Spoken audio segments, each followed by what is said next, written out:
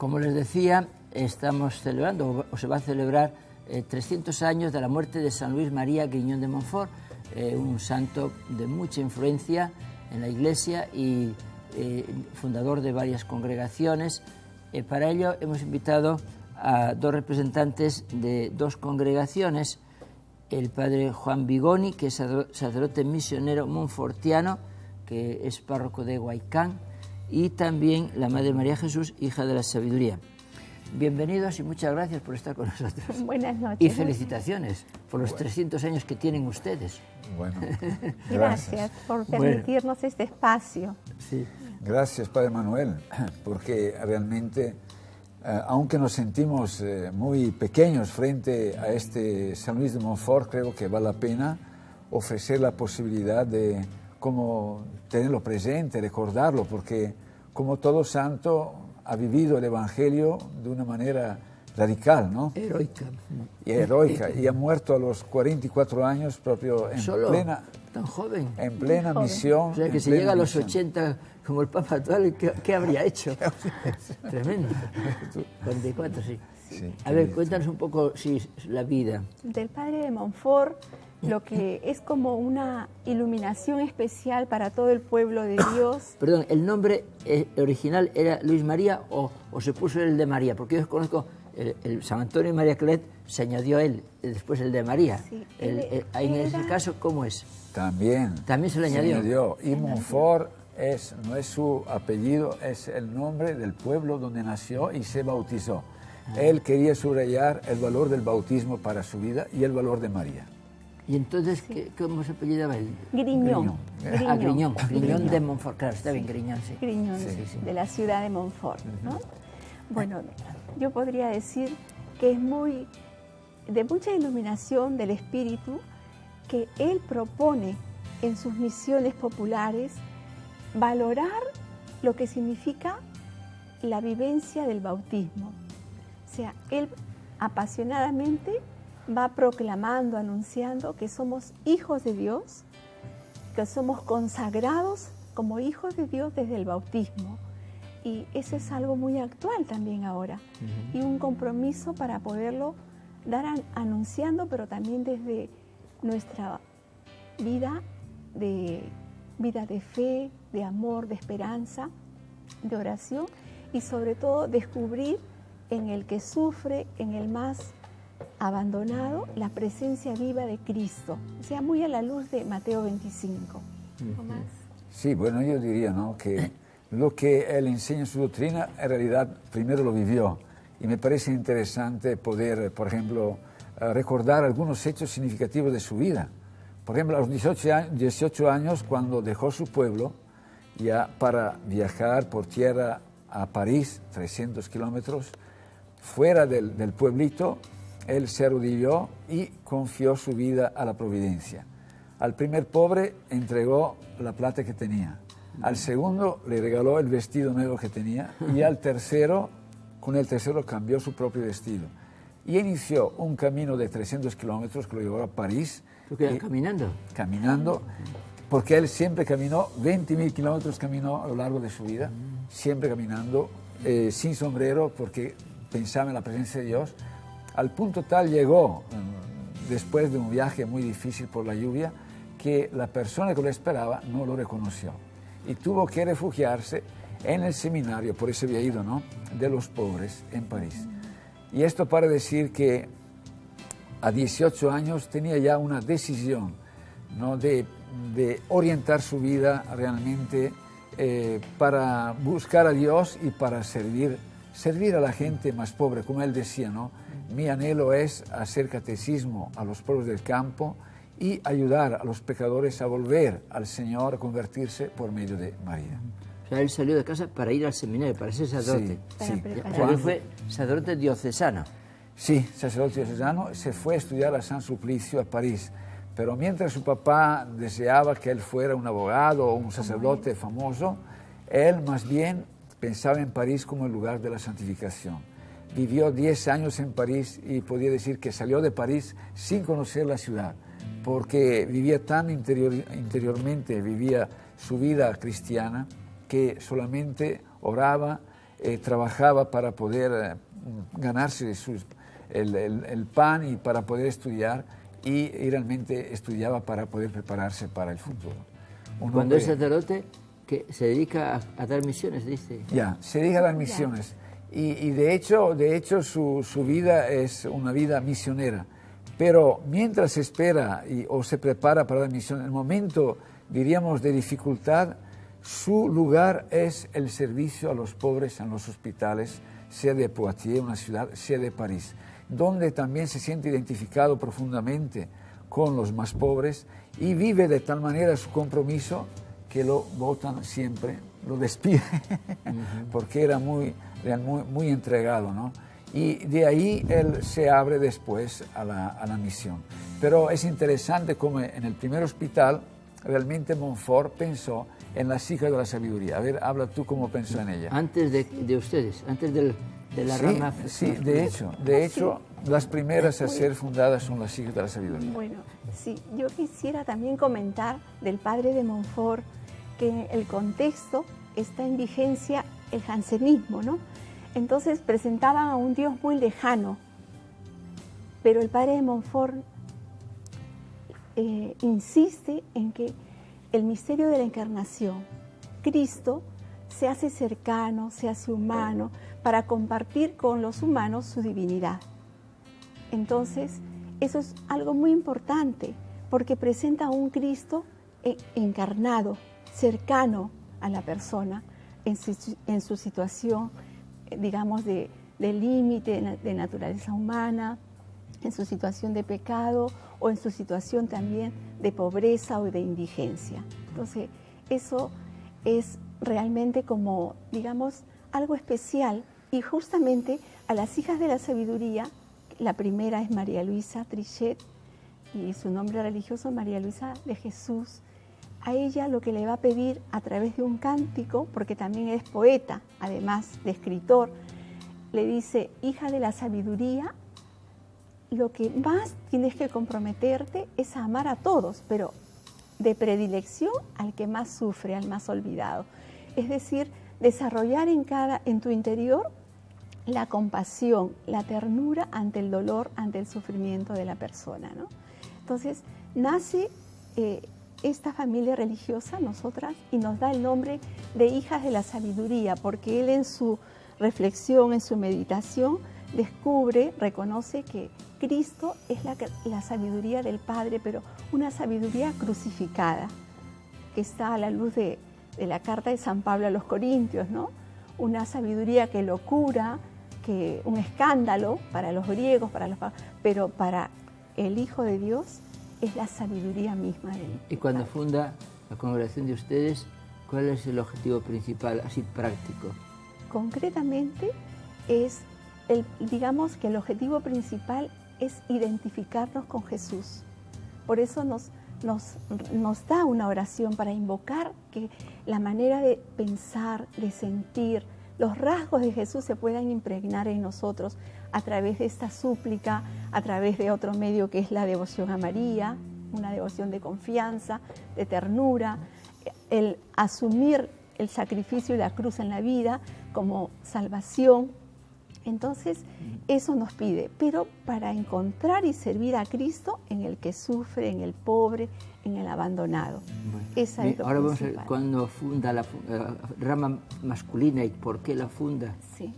Bueno, él deseaba, ¿no?, realmente acercarse a los más pequeños, más pobres, sea del punto de vista, digamos, material, como del punto de vista espiritual, ¿no?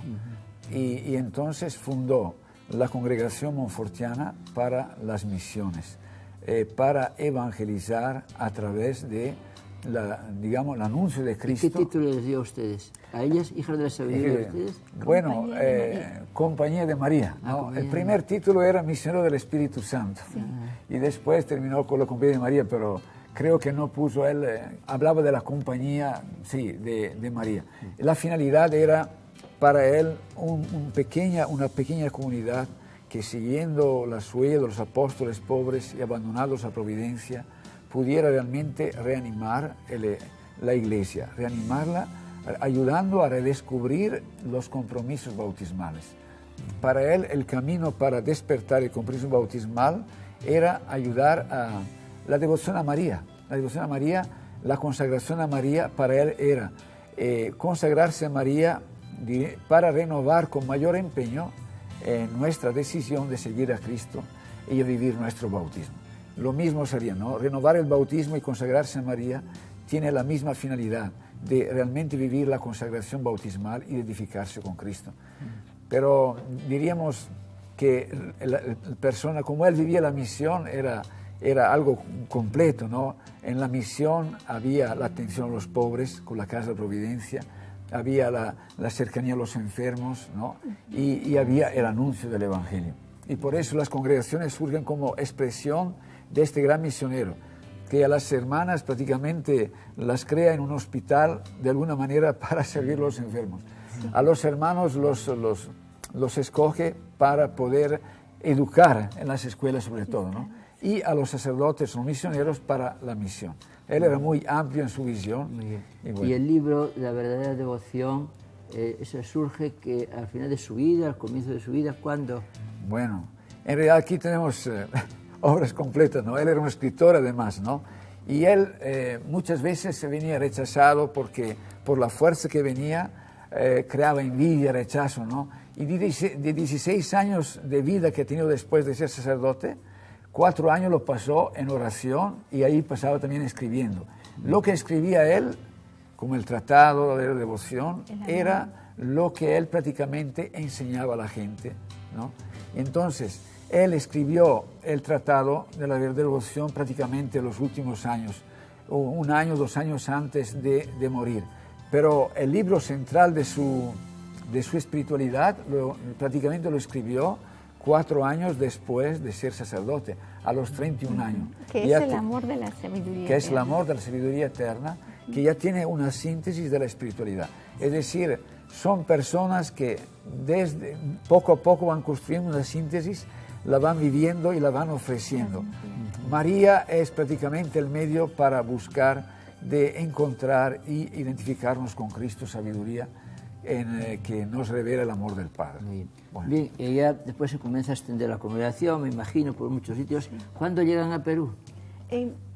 Bueno, ¿quién llegó antes? Bueno, en realidad, sí, al Perú, bueno, la congregación monfortiana tuvo siempre problemas, porque como el Montfort era muy ligado a Roma y fue donde el Papa a pedir luces para su trabajo, porque frente a tantas dificultades no sabía si seguir trabajando en Francia o ir donde habían muerto los jesuitas en Canadá.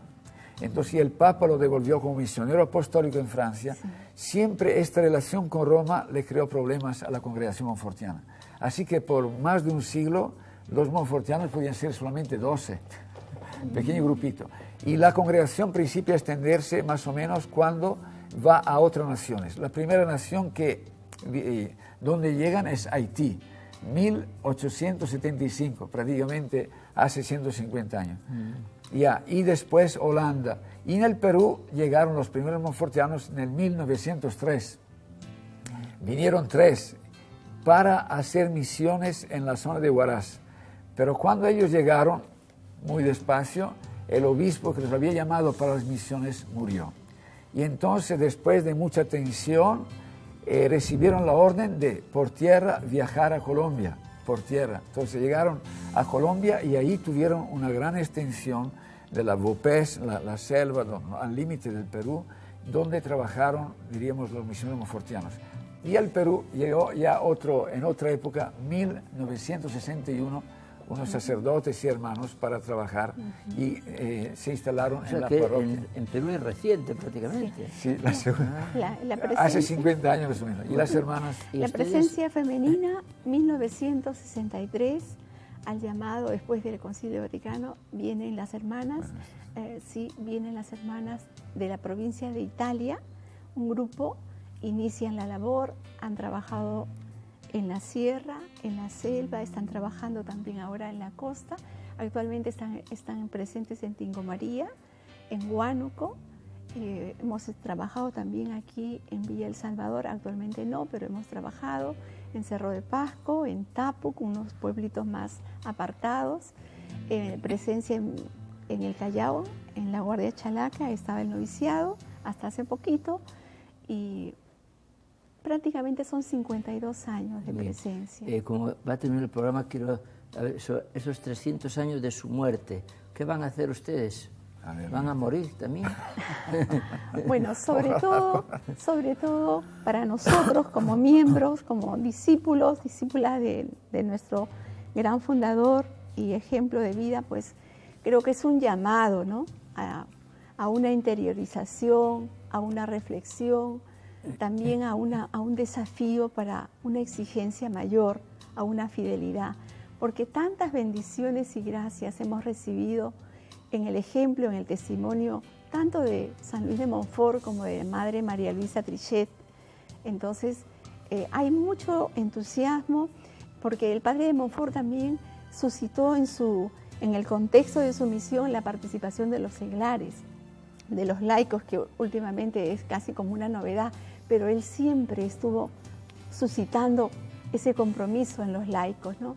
Entonces, actualmente, todos los amigos, todas las personas que de alguna manera conocen a Montfort y lo aman, y a nuestra Madre María Luisa, pues estaban organizando, sobre todo encuentros de renovación, espacios de jornadas de reflexión y también festividades. Es un poco lo que estamos tratando de organizar. Un poco el programa. Sí. Padre. Programa, bueno, algunos eventos. Bueno, el primero será el 24 de este mes, de mayo. ¿De mayo? Ya que tenemos una día de misa de Pentecostés. apertura. Ya, de Pentecostés en ¿Qué la van a tarde. tener? Una misa, una... Sí, una apertura de lo que son oficialmente. Es un jubileo que van a celebrar ustedes, más o menos un año, que comienza el 24. Sí, un jubileo. ¿Y terminaría?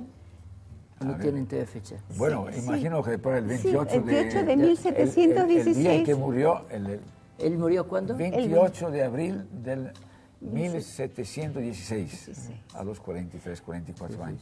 Entonces, ojalá que sirva para despertar en nosotros, ¿no?, el deseo de seguirlo en el seguimiento de Cristo. Y en la iglesia, porque los santos son para toda la iglesia. Bueno, es verdad. No solo para ustedes. Ojalá que los podamos. carismas son así para toda la iglesia. Ya, ¿tienen algún acontecimiento más? ¿Ahora inician? ¿Todavía no tienen programados otros actos? ¿O sí? En las diferentes comunidades, digamos, de acción pastoral, donde están los padres, las hermanas también, y también los amigos de la sabiduría, que le decimos, se están organizando muchos eventos, ¿no? Pero a nivel de, digamos, de reforzar la fraternidad y los compromisos de misiones también. Muy bien. Me olvidé de preguntar, ¿ustedes están en Huaycán? ¿En algún sitio más, los padres? Sí. ¿Dónde más?